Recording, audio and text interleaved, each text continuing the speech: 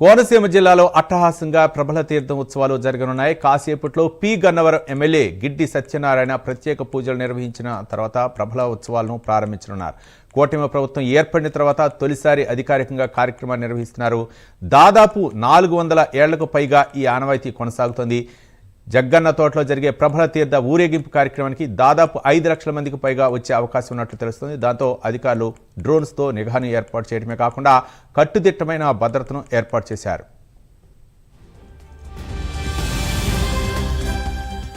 రైట్గా ప్రభల తీర్థానికి సంబంధించి మరింత సమాచారం మా కరెస్పాండెంట్ శ్రీరామూర్తి అందిస్తారు. శ్రీరామూర్తి. రవి, ఏదైతే సంక్రాంతి సంబరాల్లో ప్రత్యేకించి కోనసీమ జిల్లాలో జగన్ తీర్థానికి అత్యంత ప్రాధాన్యత ఉంది. అత్యంత ప్రాచీనమైన ప్రభల తీర్థం ఇది. అది ఒక కొబ్బరి తోటలో ఒక దేవాలయం కానీ ఒక దేవుడు కానీ ఉండదు. అది జగన్న కొబ్బరి తోటలో దాదాపు 11 స్తంభాలు వెళ్ళి అంబజీపేట అమలాపురం నుంచి 11 గ్రామాల నుంచి ఏకాదశ రుద్రులు భద్రుని ప్రభుత్వానికి వస్తారు. ఈ కొబ్బరి తోటలో కొలువు తీస్తారు. ఇట్లా కొలువు తీసిన తర్వాత భక్తులు పెద్ద సంఖ్యలో ఆదుతారు. ఈ భక్తులందరూ దర్శించిన తర్వాత మళ్ళీ తిరిగి ప్రభల్ని వారి గమ్యస్థానాలకు తీసుకువెళ్తారు. ఇది ఒక ఆనవాయితీగా ప్రతి సంక్రాంతి సంబరాలు కోనసీమ జిల్లాలోని అంబేద్కర్ మండలం ముసలపల్లి గ్రామంలో చికెన్ ద్వారా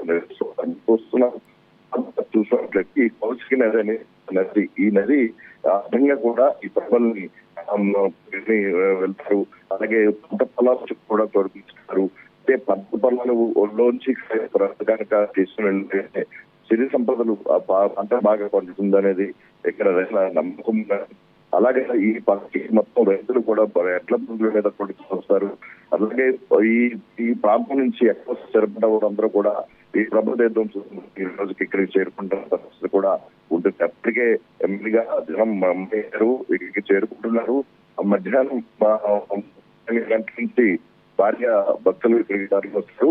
4 గంటలకి వివిధ గ్రామాల నుంచి వచ్చిన ప్రభలని చేరుకుంటాయి. అంటే 11 గ్రామాలలో నిరంతరంగా తీసుకురావడం ఆనవాయితీ. ఏకాదశ రుద్రులు ఇక్కడ సమావేశమై సమాజం కోసం శాంతి పెట్టుకుంటారని చెప్పేసి ఒక నానుడి. దీని మీద రాష్ట్ర ప్రభుత్వం ప్రాచీన ఈ ప్రభల తీర్థానికి 456 సంవత్సరాలు ఈ ప్రభల దాన్ని ఈసారి రాష్ట్ర పండుగగా గుర్తించడం మొదటిసారిగా రాష్ట్ర ప్రభుత్వం ఆధ్వర్యంలో ఈ ప్రభల తీర్థం నిర్వహిస్తున్నట్టు. అయితే ఇప్పుడు ఏర్పాట్లు కూడా గతంలో ఇక్కడికి 5 నుంచి 6 లక్షల మంది పైగా వస్తారు.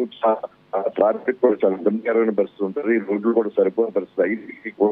ప్రభల తీర్థం శాంతియుతంగా ప్రశాంతంగా జరిగిపోతుంది. చాలా అంగరంగ వైభవంగా కొనసాగుతూ ఉంది. ఇప్పుడు ప్రత్యేకించి రాష్ట్ర ప్రభుత్వం ప్రత్యేక ఏర్పాట్లు చేసేది. ఇక్కడ బందోబస్తు కూడా ఏర్పాటు చేశారు. దాదాపు 400 మంది పోలీసులు ఇక్కడ బందోబస్తు నిర్వహించారు. అలాగే ఇప్పుడు డ్రోన్ తో కూడా నిఘా ఏర్పాటు చేస్తుంది.